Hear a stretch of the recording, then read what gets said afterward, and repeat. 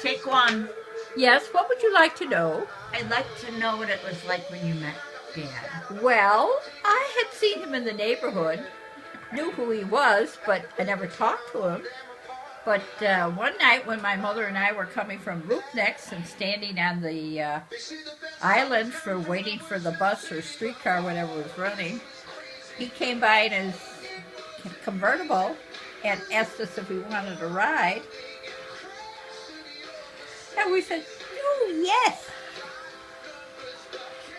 Reminds me of Aunt Teresa. But then, really, when he noticed me was when my aunt picked me up for a wedding on June 1st, 1946. He was in the car with Art Boskamp and Margaret Kelly, my aunt's niece, and he noticed me then. And he and Art asked me to go to a wedding reception that night. So I went to the wedding reception with them. With who? It was in Eileen, forget her last name, her house, which was on Foster at the same time. It was a 2-flat. Whose date were you? They're both of them. And then Art asked me to go out with him, and we doubled with Dad, and Peggy King was her name. She was a year ahead of me at Immaculata. What? Peggy. So he said to Art, do you mind if I ask Pat out? And Art said, no, I don't mind. So that was the beginning. And when was your first kiss?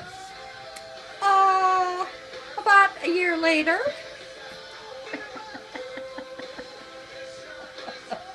No, we became engaged on January the 25th, 1947. And we were married August the 9th, 1947. And, well, that's about it. Did he dance with you at your wedding? He never danced, because the reception was in the basement of my father and mother's home. No dancing room? I don't know. There was, they did have a, what do you call this? It plays the records. Disc jockey? No, not a disc jockey. It was Record a player. machine. I can't think what you call Record it. player. No, it was a big machine that they Hi-fi. had. Well, anyhow, it was a record playing machine that they have in restaurants. And I was busy collecting the envelopes upstairs. I was all business. How much did you get in gifts? I think it was about $275. What'd you do with it? Oh, I don't know. Put it in the bank to collect interest. And then when you had Robert? Robert, well, that was a year later, on August the 7th, 1948. And he was born at Ravenswood Hospital. And,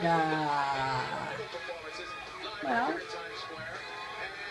that was precious. How about Kevin? I don't want to go into all this. Just look at one at a time, quick. Okay, Kevin. When Kevin was born, they came in and told me they had to tell me something. And I was going pitter-patter, pitter-patter, what's wrong? His butt was a little red. And I had to put lotion on it when I brought him home. 5 days later. Mary Pat, my lovely little daughter. What do you want me to say? She was beautiful. She was such a good baby. She moved all the time. She's still moving. And that's it. So there. Colleen was a... Well, let's not go into that now. There's too many to go through. We'll continue this at a later date.